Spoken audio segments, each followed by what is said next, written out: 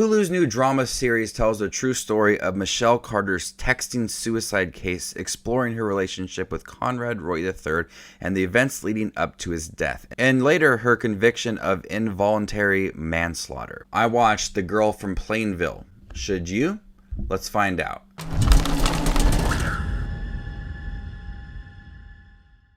How's it going, movie watchers? Thank you guys for stopping by my channel. Today we're going to talk about the new Hulu series, The Girl from Plainville, which is based on a true story of Michelle Carter, who convinced her boyfriend at that time to kill himself. I would like to quickly say that the casting for this is perfect. Elle Fanning looks exactly like Michelle Carter, and it is haunting. This series really focuses on the relationship that was developing between Michelle Carter and Conrad Roy III, or they also called him Coco.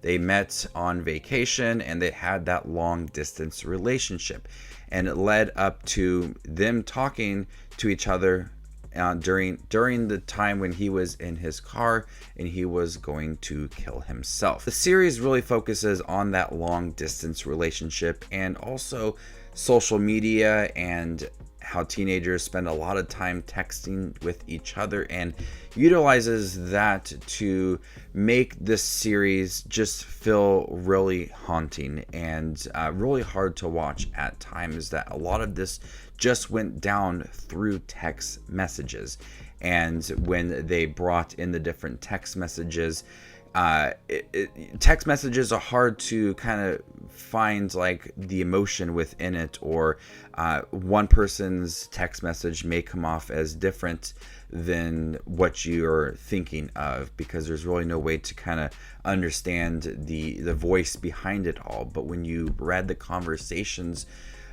from Michelle Carter and what she was trying to convince him of doing, you felt it. You felt all of the hate, and you just felt all of how you just felt that true person that Michelle Carter was. And we see kind of behind the look of it, with Michelle Carter kind of taking advantage of his death and running fundraisers. And there's a really disturbing moment where she's before his funeral looking into a mirror and citing a line from Glee, and it's really haunting to watch. But you're seeing Elle Fanning kind of portray two different characters. She has to put on this persona that she absolutely loved Conrad and she's there for his family, but then you get to some of the more darker moments to the series, and that's really the true person of Michelle Carter, and we're seeing that in Elle Fanning perfectly balances that. And Colton Ryan plays Coco, and we see this really likable character, someone who's just full of life.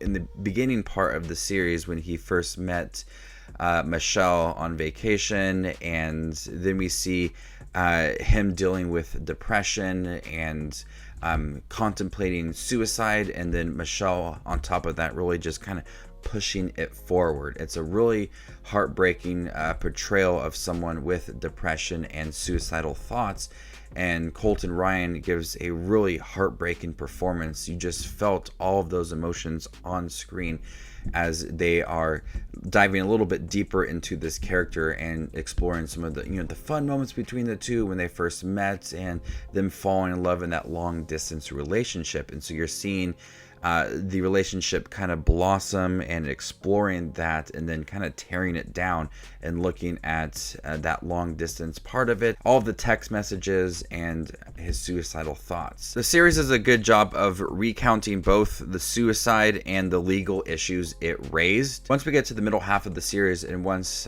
people start to realize that there's a little more that Michelle Carter is not explaining or telling people about, and then we start looking into the text messages, and then we get deeper into the legal case, that is when the series becomes really haunting to watch, and you're understanding like what she's doing, and you're just like listening to all of those messages, and it's really hard to watch at times. Although it explores that relationship and Coco and Michelle kind of exploiting all of that, and at times it does feel pretty stretched out. It's taking a case that right away you just knew she was going to be in trouble.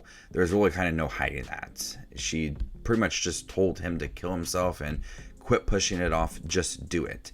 So at times it feels stretched out with them exploring them as a couple, the social media and the day and age of people relying on text messages and their phone. And just feels like certain scenes don't really add to anything, not even Coco as a person or Michelle or even that legal case. It just feels incredibly stretched at times. The moments with Coco and Michelle, that long distance relationship, the legal issues, they do feel very impactful. They do feel very heavy, but when it's not focusing on that, that's when it feels incredibly stretched out. And that's one of the issues for me kind of early on when we're leading up to the legal case, is that certain scenes I questioned their purpose within the series. And each episode is almost 50-ish minutes long, so it's a lengthy series to get through with 8 episodes, but just certain moments I just felt like they really served no purpose.